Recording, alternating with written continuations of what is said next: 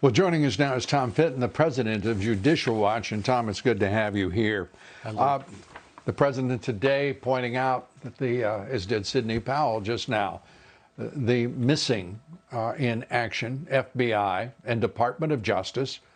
This is truly remarkable. When we have claims of voter fraud all across the country, we're watching it with our very eyes, listening to the eyewitnesses themselves, and reading the affidavits and accounts. And the FBI and the Department of Justice are absolutely acquiescent to voter fraud, electoral fraud, and worse, what may be a foreign assault on the country, for all we know. Well, it's no surprise. They've been acquiescent to all sorts of criminality the last few years, enabling it in some cases. Judicial Watch has been alone in trying to enforce federal law that states take reasonable steps to clean up the rolls. Dirty voting rolls all across the country. Michigan's a mess. Pennsylvania's a mess. Georgia's a mess. Nevada's a mess. And the Justice Department was nowhere to be found. The head of their one of their key units on election crimes resigned because someone said something about the Justice Department possibly doing something. This guy had worked under Obama. That someone was the Attorney General.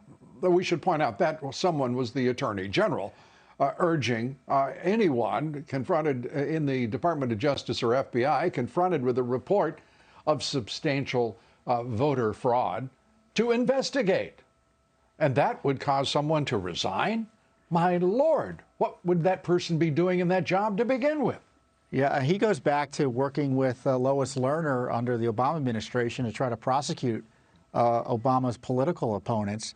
And so the folks who are there after he resigned are just as bad, I guarantee you. So, look, the Justice Department is full of Democratic partisans who don't want to do anything, and it took a good game, but when it comes to riding herd on the Justice Department on these key issues, it ain't happening. I don't think he talks a good game, Tom. I think he's made a couple of timely statements, perhaps, but he doesn't even talk a good game. He is not involved in a game.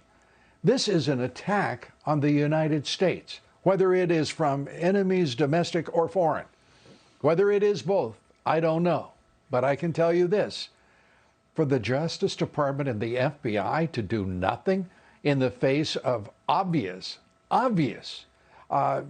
fraud and the effort to rig elections across this country, this is stupefying. What are the American people to think? What should people be doing? And for that matter, where the hell is the Republican Party?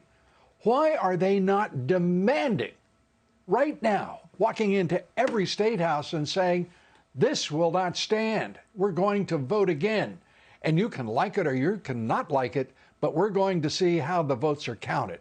And we're not going to be putting up with silly, nonsensical bull about voting machines that no one can look inside and understand.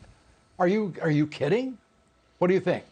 Well, this is a core civil rights issue, and the state legislatures in these affected states have a moral and constitutional duty to make sure the election was run properly and that that ballots were counted appropriately. So when is somebody going to get off their duff? When is somebody going to actually do something? Well, there are a few state legislators in Pennsylvania who are moving to do something, but the feckless leadership of the state legislature in Pennsylvania are afraid of their own shadow on this. And it's up to voters to let their state legislators know what they feel about this. Tom Fitton, thanks for being with us.